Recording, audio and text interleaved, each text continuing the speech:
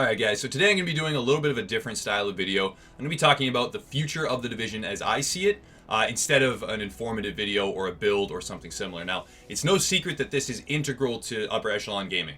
This is a game that has really spurred the growth behind our channel and is a cornerstone in the foundation that is Upper Echelon. So we are very interested in how this game goes.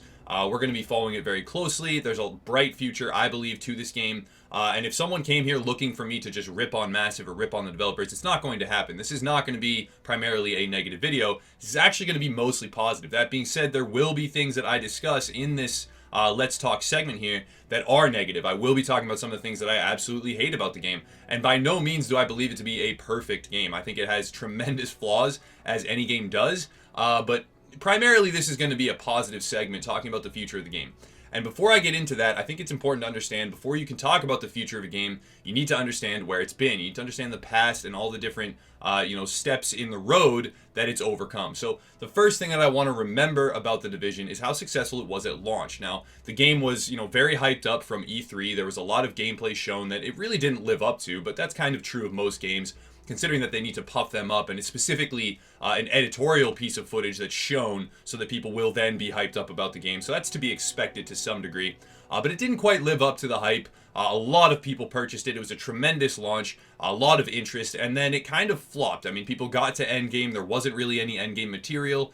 There were a lot of problems. There were some game-breaking glitches. People were getting locked out of their characters. They couldn't even play the game. There was no end to the problems. And after that all happened, it was a long road, but they started to get some of those things fixed. People could come back into their characters. They started to implement with the first free patches, things like Falcon Lost, the incursions, and there was a little bit of potential there. But then, again, it kind of flopped. The incursions were really stagnant, especially things like Falcon Lost, 15 waves in the same room, wasn't very good. Not to mention the actual game-breaking cheeses that came out of that. You could actually glitch through walls and kill the thing with the sticky bomb, and it was really just in bad shape, okay? And it all kind of culminated after a couple more failed releases of content in the bottoming out of patch 1.3. Now, when 1.3 hit, the game was at an all-time low, and that's actually right about the time that we started Upper Echelon Gamers. That's when we started this channel. That's when we started to really cover the game, because I did firmly believe that the game had an uptrend coming. I thought for sure that this game has the core foundation of a fantastic RPG looter shooter, and I was super amped about the future of the game and hoping that they could realize that potential. And lo and behold, they did. Now, it didn't happen right away. 1.3 was a slog fest. You had to trek through the mud, and it was really unfortunate. In fact, there's even like shirts that we produced ourselves that says, "I survived 1.3. It was that bad. But after that was all said and done, Massive took it upon themselves to start an initiative called the Elite Task Force. Now, the Elite Task Force was a group of people that play the game, whether it be solo players or group players, whether it be PvP or PvE-minded specialists. It was a lot of people with different feedback to bring to the table that they got together for a think tank, and they flew them out to Sweden. Now, I was one of the participants in that group, and I can tell you right now, it was a great group of people with a lot of really positive insight.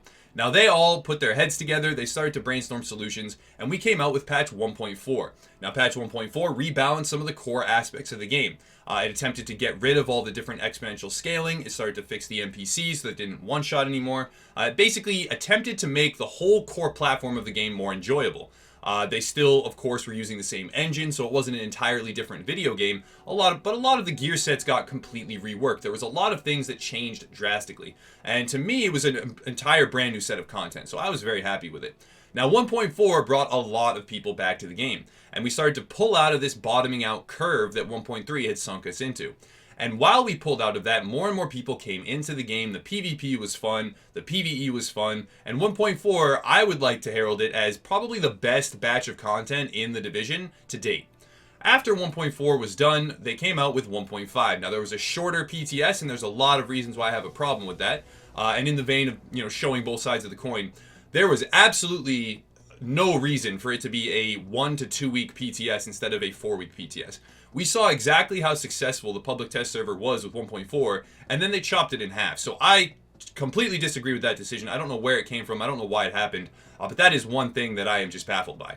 Because that was not enough time. We didn't get the items that we needed. We were not able to test different game-breaking mechanics. And as a result of it, there are severe balancing issues. Now, I was talking about that from the beginning.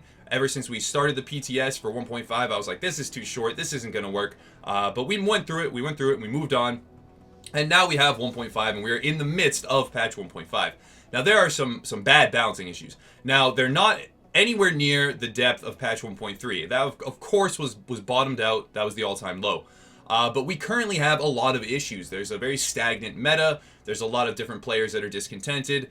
There's a lot of reasons why the game is not in a great place. However, if we look at the different charts in the analytics, I don't have any to show you right now, but the game is actually almost at an all-time high. A lot of people have come back to the game. Despite the fact that it is currently, I believe, to be in worse shape than it was in 1.4, it still has more content. It has the survival DLC. There's a lot of different activities to participate in, and there's a lot of different things that are drawing people into the game, not to mention the holiday season, etc. So a lot of people are, picking up cheap copies, things like Black Friday sales. All these different reasons are contributing to the fact that the game has more and more players now.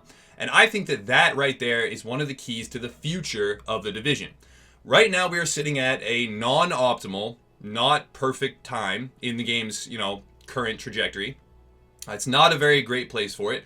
A lot of bouncing problems. However, the game is nearly at an all-time high in its player base. I think there is so much potential with this game. I think the concept is sound. I think the lore is sound. I think they do now have mechanics that are going to bring tremendous amounts of value to the game, whether it be the Hunter NPC archetype, which came with Survival, which they can then implement in other areas of the game, and I personally would love to see that. There's so many different things that they have at their disposal now, the tools in the toolbox to make the game better, that it's really on a positive path. So talking about the future now that we understand the past, we've talked about some of the game-breaking bugs, we talked about, bottoming out in 1.3, and now we've gotten all the way up to the present. Let's talk about the future of the game. So a lot of things are going to be crammed into this video that some people may already know or may not know, and it's going to be a lot of speculation as well. And also, there's not really going to be a lot of, citing sources or anything like that. What I'm going to talk about now is pretty much common knowledge within the hardcore Division community, and you can take it at face value. You can go and double check if you'd like to. That's totally fine, but I'm not going to put together a super informational video. It's going to be more about bringing a lot of people up to speed and just generally talking about the future.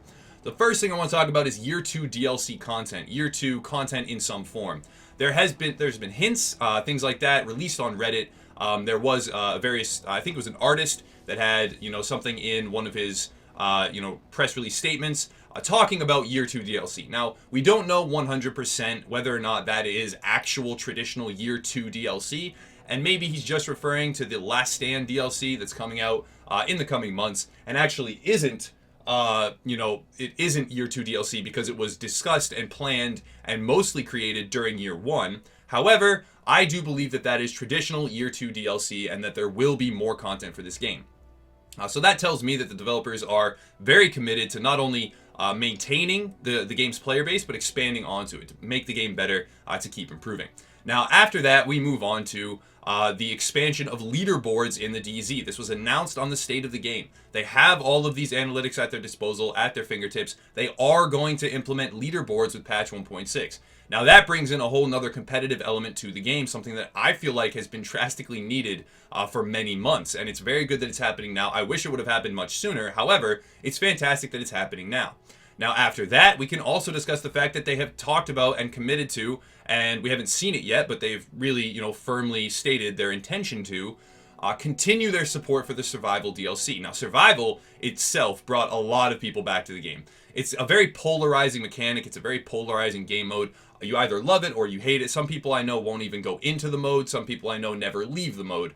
But it's something that is fun, it's dynamic, it's different, and it has a ton of potential. And they can put in other modes for this. If they do continue to support this, they can put in its own specialized leaderboards. They can create seasons, they can create competitions. They can do so much with that mode that will bring even more people back to the game and expand even further on what the Division has to offer, that I am very excited for that. Now, all of this taken into consideration, we still have another entire DLC coming into the game. Now, another thing that I talk about very routinely on the live streams is various parts of the map. And if we're going to put together all the contextual clues that are available at our disposal in the game, we can see that there is a wealth of content that's already pretty much produced and just waiting to be released. If we look up north of the map, we can see things like Central Park.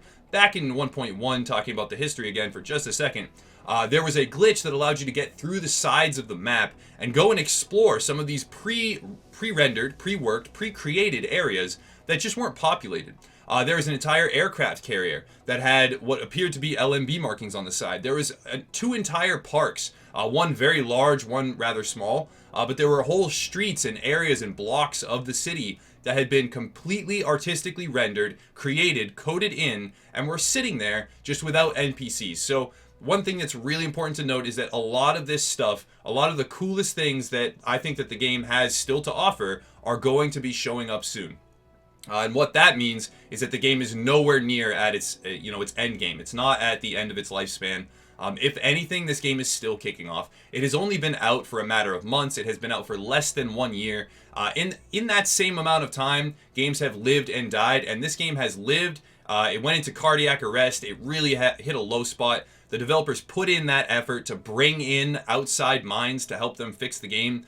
They put it to good use, and they did fix it. And the trajectory shifted, and now we are on a upward trend. I'm really excited about the future of the game. And I'm actually super excited about the PvP patch. Now, another thing that's been talked about is that PvE currently works okay. I mean, there's a lot of discussion about the bear's chess piece and the end game of the Division right now, and how there isn't really one. We want to see raids, etc. But outside of that, the balancing in PvE is functional. It works now, and that's a direct result of the 1.4 ETF Alpha is what they're being called now. And now we're currently sitting in the phase of ETF Bravo. And a lot of people that I know personally are actually going, and a lot of great minds are going to be attending, and I'm really excited for that. We actually have our own representative, UE Eaker, who is going to be there contributing feedback, and I'm really excited for that as well. He's got a great mind. He's got a great, repository of Division knowledge, and that's going to be for the betterment of the game. But the direct results of patch 1.4 Alpha ETF was that PvE was fixed, and as a result of that, PvP was then in the best place that it's been since the launch of the game. So one activity was fixed very, very well, and a byproduct of that successful fix was that another very large activity that a lot of players like to participate in was also fixed. And I think that the same thing has the potential to happen here. While it may be a PvP specific patch, a lot of people are saying, well, if they patch PvP, they're going to ruin PvE. Well, let's look at our history and see here. When we fixed PvE, we did not ruin PvP. In fact, we made PvP exponentially better. So I'm hoping that the same thing manifests itself here, where the patch fixes PvP and then also has a tremendous and positive impact on PvE. So all in all, to summarize, I guess I'll wrap it up here. This is a very vague stream of consciousness discussion, and I would love for a lot of people to chime in here. I would absolutely love to hear feedback about the Division, about the future, about the past, about, whether you have faith in Massive or in Red Storm or in Ubisoft, like what you think is going on here. I would love to hear feedback. Again, just contribute in the comment section. We'll try and get a lot of good discussion going. But to summarize my thoughts on it, while I do disagree with the fact that the PTS was so short, with a lot of different development decisions, I think that they were done poorly and that I would have done them, a different way. I don't disagree with the fact that the game is still receiving tremendous amounts of support, large amounts of interest from the public. The player base is expanding. They are putting in new modes, new content. They're attempting to rebalance for that endgame style material. There is more DLC coming already that we know of. I suspect that there's more coming after that in the future with Year 2 content, traditional Year 2 content. I think that there is a bright future for the game, and I think that Last Stand and the PvP rebalance is going to have a tangible effect on PvE and also benefit the game. So to summarize, just really quickly, I think that the game is on a positive trajectory, and I think that now is a great time to come back and level up a character. I will be taking a little bit of a break from the game, playing some other stuff while I wait for patch 1.6, but in my mind, I am counting down the days until patch 1.6 drops, because I am so excited for the future of the game, not only because it's a cornerstone to what Upper Echelon is, but also because I believe that it's done something different with the Dark Zone. It's got a lot of unique stuff going for it. They've built the foundation, they've built the first floor, and now they're going to start to add that second and 23rd story with all the fancy rooms and all the different things, just again to compare it to a mansion. They had to redo the foundation, but they're there, they're good, they've got the construction team working away, they're bringing in some consultants with the ETF to help, and I am excited for the trajectory in the future of the game. So that's going to wrap it up for this Let's Talk. It's a very broad stream of consciousness video. Anybody that suffered through this whole thing, I salute you. Thank you so much for listening. Please check out our communities and our links below. There's a lot of different things that we're doing in the community to try and integrate everyone, to get them all grouped up and matchmaking. This game is a lot more fun when you have other agents to play with. So please check out our Discord, our Facebook, etc. A whole bunch of ways to support if you'd like to. And as always, guys, thanks for watching and have a nice night.